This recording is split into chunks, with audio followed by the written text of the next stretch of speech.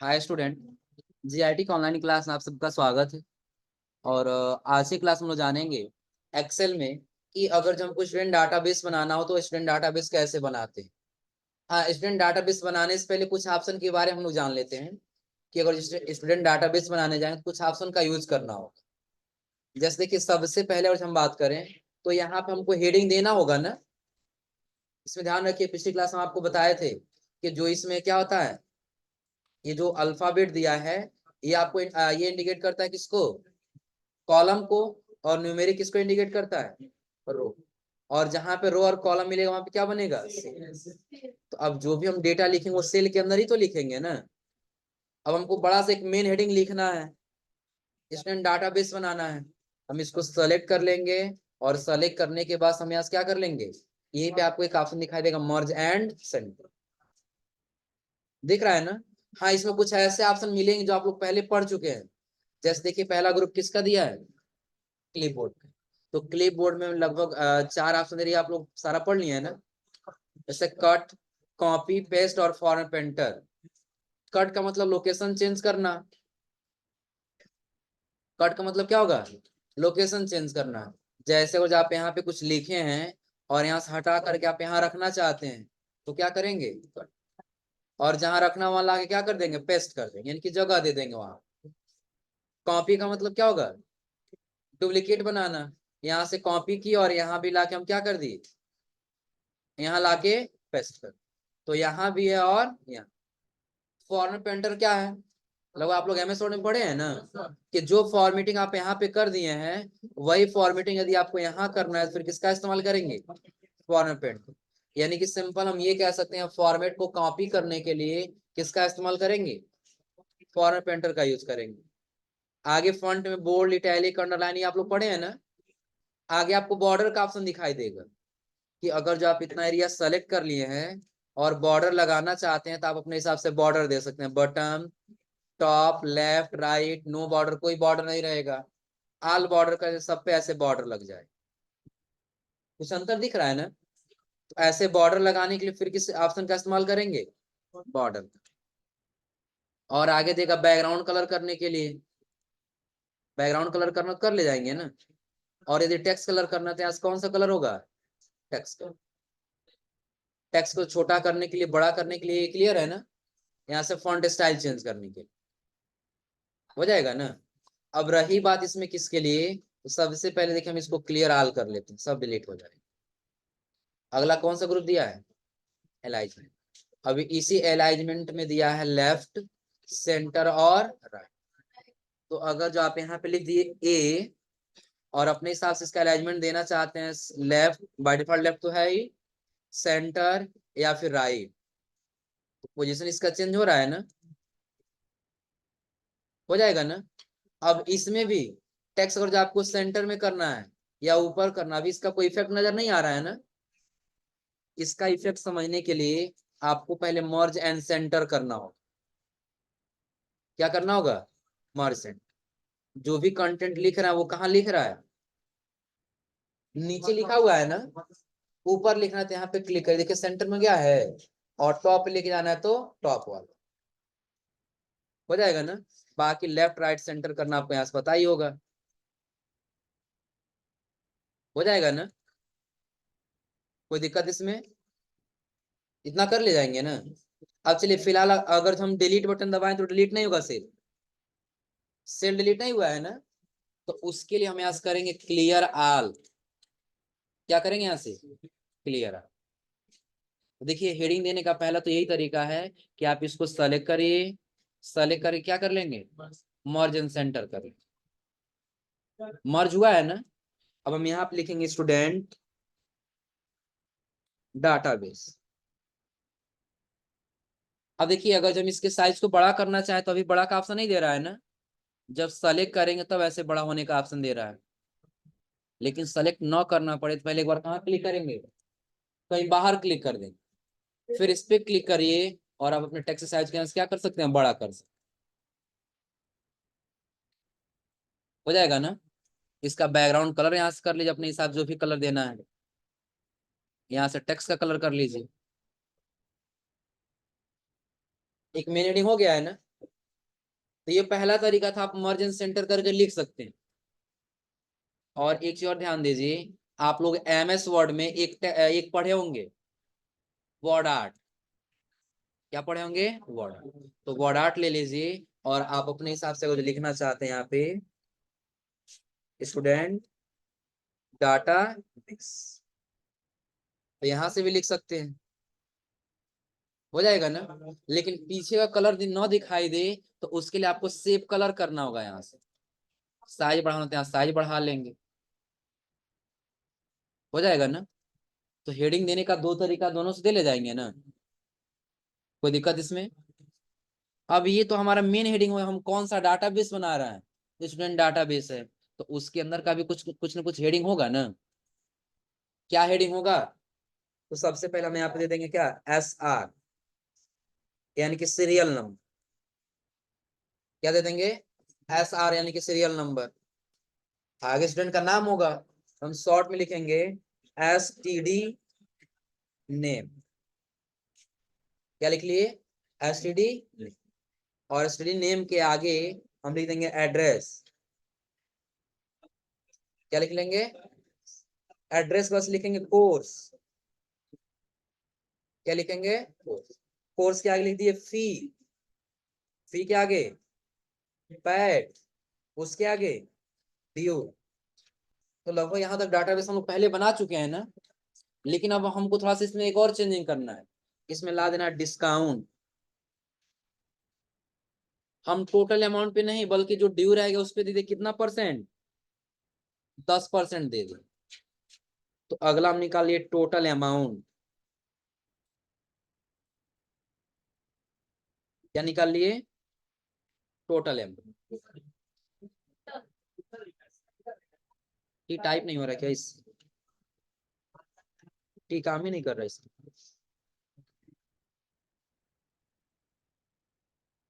हो जाएगा ना, हमने आप क्या लिख दिया, टोटल अमाउंट, हो जाएगा ना। तो ऐसा हम सारा हेडिंग लिख दिए हैं, लेकिन इस हेडिंग में आपको कुछ अंतर थोड़ा सा दिख रहा होगा। क्या अंतर दिख रहा है? कि कुछ कंटेंट आपको यहाँ दिखाई नहीं दे रहा है, नहीं दे रहा है ना। सबको सेलेक्ट कर लेंगे और सेलेक्ट करने थोड़ा सा बोल्ड कर लेते हैं, टेक्स्ट साइज थोड़ा सा बढ़ा लेते हैं और अपने हिसाब से इसका कलर कर लेते हैं, हो जाएगा ना। और नहीं तो इसको बॉर्डर भी कर दे थोड़ा सा फॉर्मेटिंग के साथ साथ, आल बॉर्डर। कंटेंट दिख रहा है ना। लेकिन ये देखिए कुछ ज्यादा जगह ले लिया है, इसका फॉर्मेटिंग नहीं हो तो फिल कलर करते हैं येलो और टेक्स्ट कलर करते हैं रेड। अब सही दिख रहा है ना। अब देखिए यहाँ पे अमाउंट कुछ आ गया है ना, डिस्काउंट पूरा पूरा दिखाई दे रहा है, डिस्काउंट नहीं दिखाई दे रहा है ना। देखिए पहला तरीका है कि आप सिर्फ एक ही पे क्लिक करिए और यहाँ पे लाके डबल क्लिक करिए। एक का हुआ है ना। देखिए Ctrl Z कर लिए, कैसे हम प्रोसेस किए हैं ये। तो सबसे पहले हम नीचे आ गए,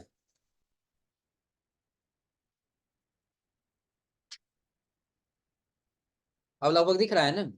हम किस कॉलम में डिस्काउंट लिखे हैं? डिस्काउंट किस में है? जे वाले में है ना। अब हम यहाँ पे क्लिक कर दिए, जब लास्ट में कर्सर दिख रहा है कैसे बन रहा है, दोनों तरफ का एरो बन रहा है ना। तो अगर यहाँ पे माउस का लेफ्ट लेफ्ट वाला बटन दो बार क्लिक करेंगे तो सिर्फ एक ही ऑटो फिट हो रहा है। कितना ऑटो फिट हो रहा है? बस एक ही हो रहा है ना। हम चाहते हैं सब एक ही बार में हो, तो उसके लिए ऐसे सबको सेलेक्ट कर लेंगे, यहां से लेकर के यहाँ तक हो जाएगा। एक बार ध्यान रखिएगा, इसी प्रोसेस को हम बोलते हैं ऑटो फिट। क्या बोलते हैं इस प्रोसेस को? Auto fit. जो हमने सीरियल नंबर लिखा है वो कहाँ से लिखा है हमने? सी से हम लिखे हैं ना। तो सी पे ही हम क्या किए, लेफ्ट वाला बटन क्लिक कर दिए। कर्सर दिख रहा है कैसे बना हुआ है ना। लेफ्ट वाला बटन होल्ड करके ड्रा करके लेके आगे लास्ट तक जहां तक हम लिखे हुए हैं, आगे यहाँ तक ना। तो कोई जरूरी नहीं कि आप यहीं पे आएंगे, आप कहीं भी दो कॉलम के बीच में आएंगे तो आपको ऐसे कर्सर बना हुआ दिखाई दे, दिख रहा है ना। माउस का लेफ्ट वाला बटन दो बार डबल क्लिक कर दीजिए, सारा देखिए अपने अनुसार जगह ले लिया है। इसी प्रोसेस को ऑटो फिट बोलते हैं। और ऑटो फिट का मतलब ये होता है जितना कंटेंट रहेगा उतना स्पेस अपने आप ले लेगा। आया समझ में ना। जैसे ये फी पैड के लिए जगह ज्यादा चाहिए, ज्यादा था, अपने आप जगह कम बना लिया है ना। डिस्काउंट और टोटल अमाउंट के लिए जगह ज्यादा चाहिए था, लेकिन अपने आप क्या कर लिया है, ज्यादा कर लिया है। हो जाएगा ना। देखिए कंट्रोल जेड कर रहा है, पहले ऐसे था ना। देखिए फी कितना स्पेस लिया है, नेम पूरा दिख ही नहीं रहा है, डिस्काउंट भी पूरा नहीं दिख रहा है, टोटल अमाउंट और आगे लिख दें तो ये भी नहीं दिखाई देगा, नहीं दिख रहा है ना। उसके लिए हम बताएं पहले क्या करेंगे, कर्सर ऊपर लेके आ जाएंगे, लेफ्ट बटन होल्ड करके ड्रा करके लेके आ जाएंगे लास्ट, हो जाएगा ना। और जब ऊपर लेके जाएंगे तो ऐसे दोनों तरफ का कर्सर बनेगा, लेफ्ट वाला बटन डबल क्लिक कर देंगे, ऑटो फिट हुआ है पूरा, हो जाएगा ना। अब आगे हमको सीरियल नंबर देना है, तो लगभग पिछले क्लास में सीरियल नंबर टाइप करने के लिए बताए थे ना, 1 लिखना है, 1 के नीचे 2, हो जाएगा ना। दोनों को क्या कर लेंगे सब, और नीचे कॉर्नर पे आके लेफ्ट बटन होल्ड करके नीचे क्या कर लेना है, ड्रा कर लेना, लगभग जहां तक चाहिए वहां तक कर ले जाएंगे ना। फिलहाल अभी हम कितने कितने तक ले लिए हैं, तो जहां तक डेटा आए उतना सबको सेलेक्ट करके ऑल बॉर्डर कर दे, सारा बॉर्डर लग गया है ना। अब एक व्यवस्थित तरीके से डाटाबेस हमारा दिखाई दे रहा है ना।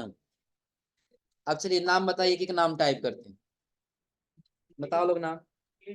विकेश, हाँ उसके बाद से विनय, विनय के बाद आकाश, आकाश के बाद से अनिल, वाह, उसके बाद से आलोक, आलोक के बाद से हरिओम,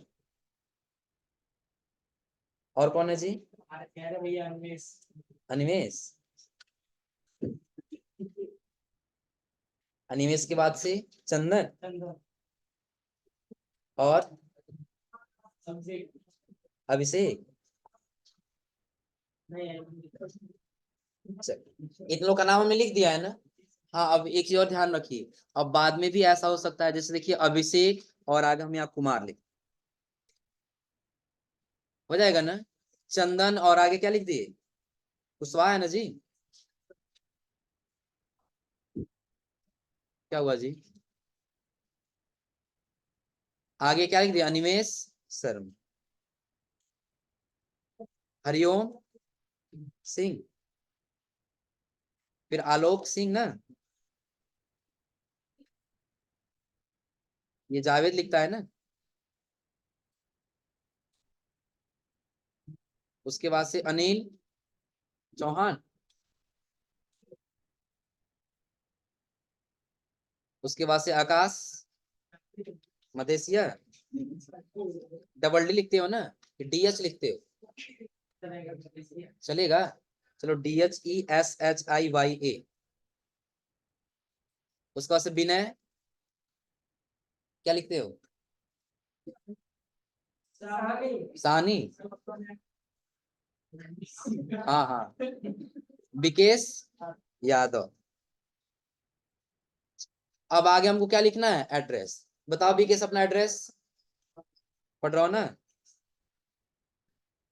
विनय पढ़ रहा हो ना, ही है, नहीं तुमको भेज देते हैं नाम कोला, सबका एक रहेगा तो बेहतर नहीं रहेगा। आकाश, हाँ हाँ पूरा एड्रेस नहीं लिखना है आप तुम्हारा। अनिल तुम बताओ, बस बिहार लिख दें, चलो इसका भी लिख देते हैं पडरौना। आलोक आपका रविंद्र नगर,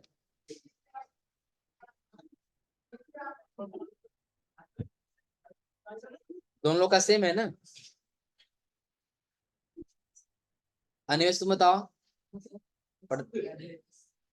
तुम्हारा एड्रेस मुंबई, भेज देंगे तुमको मुंबई अभी, है ना। चंदन को कर दिया रामकोला, और अभिषेक को कर दिया कहाँ पे, हाँ पटरौना ही रहने देते हैं। अब एक चीज ध्यान रखिए, जैसा हम यहाँ पे लिखे हैं तो आपको कुछ यहाँ पे नेम छुपा हुआ दिख रहा है ना, आगे कोर्स लिख देते हैं। जैसे हम यहाँ पे लिख दिए क्या है, विकेश का कर दिए DCA, विनय का DFA, आकाश का ADFA, अनिल का ADCA। क्या हुआ, किसका है बताओ, कोर्स अलग हुआ है। चलिए वाकिफ का कर देते हैं कौन सा, DFA, हाँ OM ऑफिस मैनेजमेंट होता है।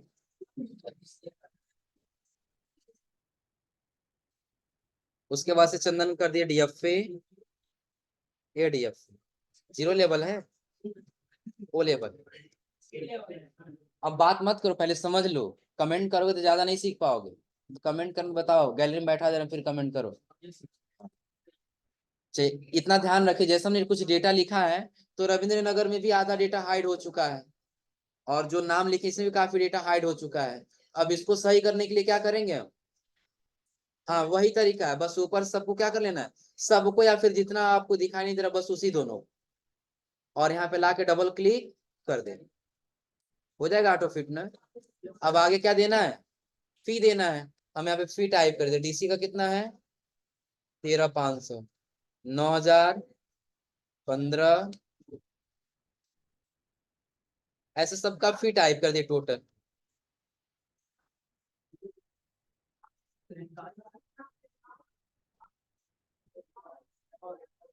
और इनका कर देते हैं कितना, DFA का कितना है 9,000, और ADFA का 15, इतना हो जाएगा ना। अब इसका क्या देना है, पैड, किसने कितना जमा किया, वो हम यहाँ क्या करेंगे, पैड टाइप कर देंगे। तो पैड के लिए देखिए क्या करेंगे हम यहाँ पे, तो टाइप कर देखिए दिए कितना, 3,000 रुपये जमा कर दिए हैं।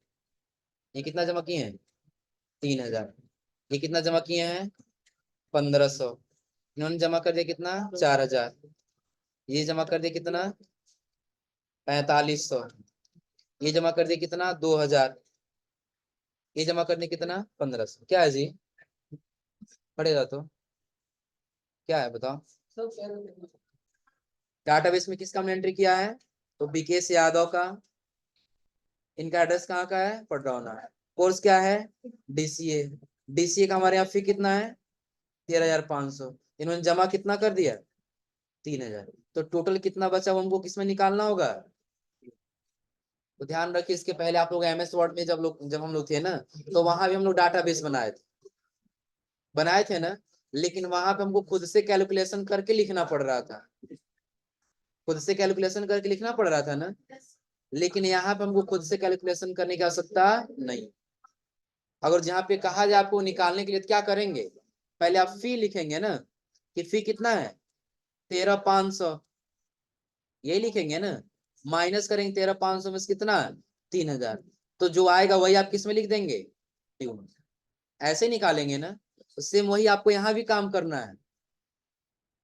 लेकिन हाँ, पिछली क्लास में आपको बताए थे कि एक्सेल एक फार्मूला बेस्ड सॉफ्टवेयर है, और आपको कोई फार्मूला लगाने से पहले क्या लिखना होगा, इक्वल लिखना होगा। तो पहले क्या लिखेंगे, इक्वल, तो फी से ही माइनस करेंगे ना, तो पहले किसको सेलेक्ट करेंगे, फी को। लेकिन जब हम फी को सेलेक्ट किए हैं तो उसके जगह पे आपको H7 दिख रहा होगा, क्या दिख रहा है H7, तो H7 का मतलब क्या होगा, तो H क्या है, कॉलम है, और 7 क्या है, रो। आ रहा है ये समझ में ना, कि जो हमने सेलेक्ट किया है, जहां हमारा सिलेक्शन हुआ है, उस सिलेक्शन में जो H क्या है वो क्या है, कॉलम, और जो 7 है वो क्या है, तो जहां रो और कॉलम मिलेगा वहीं पे क्या बनेगा, एक सेल। अभी बता रहा है आपका जो H7 जो सेल है वही क्या हुआ है, सेलेक्ट हुआ। फिर क्या करेंगे,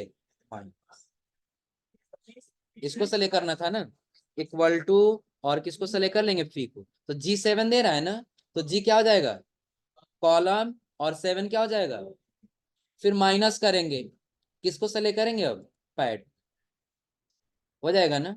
अब फिर कर लेंगे इंटर, देखिए 13,500 है, 3,000 जमा हो गया तो कितना बचा, 10,500, एक का निकल गया है ना। अब देखिए एक्सेल इतना इसमें एडवांस फीचर देता है कि आपको सबका अब निकालने की आवश्यकता नहीं, आप एक का निकाल लिए है ना, तो यहाँ पे कर्सर लेके जाइए नीचे डॉट पे। जब डॉट पे कर्सर जा रहा है तो दिख रहा है कैसे बना हुआ है ना। लेफ्ट बटन होल्ड करेंगे और ड्रा कर लेंगे, नीचे सबका निकल जाएगा। देखिए सबका अलग अलग निकल के आया है कि 9,000 फी है, 1,500 जमा हुआ, कितना बचा है 75। 15,000 फीस है, 4,000 जमा हुआ, कितना बचा है 11,000। 15,000 फी है, 4,500 जमा हुआ, कितना बचा है 10,000। निकल जाएगा ना। ऐसे का जो डाटा बेस निकालना हो तो कैलकुलेट कर ले जाएंगे ना। तो लगभग जब हम लोग उसमें थे MS वर्ड में, तो यहाँ तक बनाना हम लोग सीखे थे, यहाँ तक बनाना सीखे थे ना। लेकिन अब हमको क्या निकालना है, डिस्काउंट। तो डिस्काउंट निकालने से पहले आप लोग ये बता दीजिए, परसेंटेज निकालने के लिए आप लोग क्या करते हैं, सबसे भगा कर देते हैं ना। जैसे कि एग्जांपल ले लें कि आपको क्या करना है, अगर यहाँ पे परसेंटेज निकालना है, क्या करना है परसेंटेज निकालना है, तो परसेंटेज निकालने के लिए आप क्या करेंगे, तो सबसे पहले आप यही करेंगे ना। सपोज करिए किसका निकालना है 10,005, इसी का हमको निकालना है, कितना परसेंट निकालना है, तो फिलहाल अभी 10% दिया गया है ना। हम क्या करेंगे, पहले लिखेंगे 10,500 और मल्टीप्लाई कर देंगे कितना से, और डिवाइड कर देंगे कितना से 100। हो जाएगा ना। अब यहाँ पे हम इससे इसको कट करेंगे और इससे टोटल जो परसेंटेज का अमाउंट है वो कितना आएगा 1,000। ये निकलेगा ना। सेम यही कंडीशन हमको यहाँ भी अप्लाई करना है, आ रहा समझे ना। लेकिन यहाँ लगाने का दो तरीका है। कितना तरीका है कि अगर जो आप यहाँ पे इक्वल टू करेंगे और सेलेक्ट कर लेंगे इसको 10,500, इसको 10,500, तो मल्टीप्लाई का सिंबल देंगे ना। तो मल्टीप्लाई का सिंबल देंगे तो आपको किससे करना होगा 10। 10 लिखने के बाद यदि आप परसेंटेज का सिंबल दे देंगे तब आपको डिवाइड 100 करने की आवश्यकता नहीं है, आ रहा समझ में ना। लेकिन वही अगर आप यहाँ परसेंटेज हटा देंगे तब आपको क्या करना होगा, डिवाइड करना होगा कितना से 100 से। आ रहा समझ में ना। अब देखिए यही हम एग्जांपल यहाँ पर समझ लेते हैं। सबसे पहले हमने दिया क्या, इक्वल टू, किसमें से निकालना है 10,500, तो अब मल्टीप्लाई करना है ना। तो पहले किसका सिंबल देंगे, मल्टीप्लाई का। ध्यान रखिए जो यहाँ पे जो एस स्टार का सिंबल देता है ना वही मल्टीप्लाई का सिंबल होता है। किसका सिंबल होता है मल्टीप्लाई का। और जो फॉरवर्ड स्लेश होता है वही यहाँ पे डिवीजन का सिंबल होता है। क्लियर है ना। और बाकी जो प्लस होता है और माइनस होता है ये आप लोगों को पता होगा। आ रहा समझे ना। अब चलिए यहाँ पर हमको करना क्या है, मल्टीप्लाई करना है, हमने किसका सिंबल दे दिया मल्टीप्लाई। इतना क्लियर है ना। अब कितना परसेंट निकालना है, 10 कहा जा रहा है तो 10 लिखेंगे, 15 कहा जा रहा है तो 15 लिखेंगे, 5 कहा जा रहा है तो 5 लिखेंगे। 10 कहा गया था हम कितना लिख लिए 10, हो जाएगा ना। अब अगर जो परसेंटेज का सिंबल लगा दिए तो डिवाइड 100 करने की आवश्यकता नहीं है, इंटर कर लेंगे। देखिए वही आया 1,050, हो जाएगा ना। और यदि इसको हम डिलीट कर दे कीबोर्ड से, डिलीट बटन दबा दिए, फिर लिख दे इक्वल टू 10,500 को सेलेक्ट, फिर हम कर दिए मल्टीप्लाई 10 और डिवाइड कर दिए कितना 100, इंटर कर दिए। देखिए वही अमाउंट आया है। तो दोनों तरीका हम कोई अप्लाई कर सकते हैं ना। लेकिन हाँ ध्यान रखिएगा कि यदि आप परसेंटेज का सिंबल देंगे तो आपको 100 से डिवाइड करने की आवश्यकता नहीं, और यदि परसेंटेज का सिंबल नहीं देंगे तब आपको 100 से डिवाइड करने की आवश्यकता है। अब क्लियर है ना। अब हमको करना क्या है, हम कोई भी यहाँ पे लगा सकते हैं कंडीशन, इक्वल टू किए, सेलेक्ट किए, मल्टीप्लाई का सिंबल 10% कर, हो जाएगा ना, इंटर कर। तो एक का आ गया है ना। और जब एक का आ गया आपको सबका निकालना है तो आप यहीं से क्या कर लेंगे, कॉर्नर पे आ जाएंगे जहां पे डॉट दिखाई देगा, लेफ्ट वाला बटन होल्ड करेंगे और ड्रा कर लेंगे कहाँ पे, देखिए सबका निकल गया अलग अलग डिस्काउंट, निकल जाएगा ना। और जब सबका यहाँ पे डिस्काउंट निकल गया है तो कंडीशन क्या था, हम ये मान लिए यहाँ पे कि टोटल फी कितना है,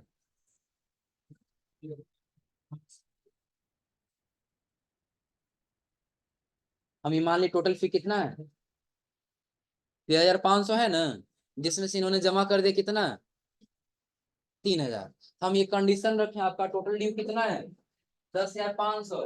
यदि आप टोटल एक बार जमा कर देते तो हम आपको 10% का डिस्काउंट दे देंगे। डिस्काउंट निकालना होगा ना, जो हमने इस्तेमाल किया, तो अब कितना अमाउंट देना होगा, हम क्या करेंगे, इसमें से इसको माइनस ही करेंगे ना, कि जो हमारा टोटल इतना पेमेंट करना था, लेकिन जब 10% डिस्काउंट मिल गया इतना, तो इसमें से इसको माइनस कर देंगे, जो बचेगा वही अमाउंट क्या करना होगा, पे करना होगा।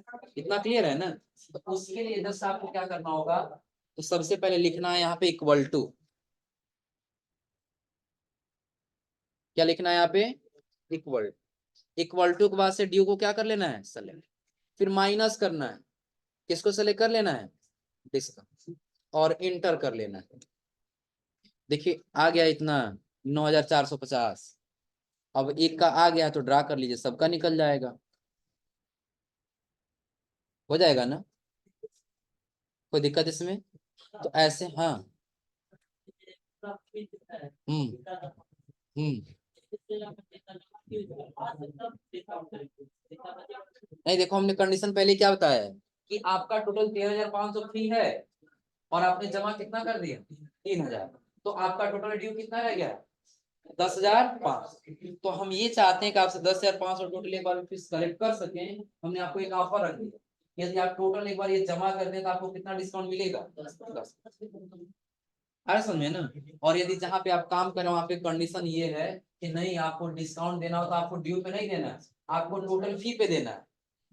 अरे समझे ना, तो जो डिस्काउंट हम सेलेक्ट कर रहे थे ड्यू को ना, तो ड्यू को नहीं सेलेक्ट करें फिर किसको सेलेक्ट कर लेंगे, फी। हो जाएगा ना। कैसे, तो जब हम यहाँ पे आएंगे, चलिए इसको डिलीट कर देते हैं, यहाँ पे आ गए, तब इक्वल टू करेंगे, और फिर 13,500 को क्या कर लेंगे, सेलेक्ट, मल्टीप्लाई का सिंबल कितना परसेंट, 10, या तो डिवाइड कर दें 100 से, या फिर हम क्या कर दें वहां पे, परसेंटेज का सिंबल लगा दें। तो 13,050 रुपया निकल गया है ना, तो ड्रा कर लेंगे, सबका निकल जाएगा। लेकिन ये डिस्काउंट किस पर मिला है, हाँ टोटल अमाउंट मिला है, ना कि ड्यू अमाउंट। जब आप बताइए कि जब 13,500 था, 3,000 जमा कर दिया है, तो जो बचा है उसी पे डिस्काउंट मिलना चाहिए ना, जो अमाउंट बच गया उसी पे डिस्काउंट मिलना चाहिए ना। तो इसीलिए हमने पहले किसको सेलेक्ट कर रखा था, इक्वल टू, और आ जाएंगे किसको, ड्यू को, और मल्टीप्लाई कर दिए थे कितना से, 10, डिवाइड कर दिए थे कितना से, 100। हो जाएगा ना, ड्रा कर लेंगे, सबका निकल जाएगा, हो जाएगा ना, कोई दिक्कत इसमें।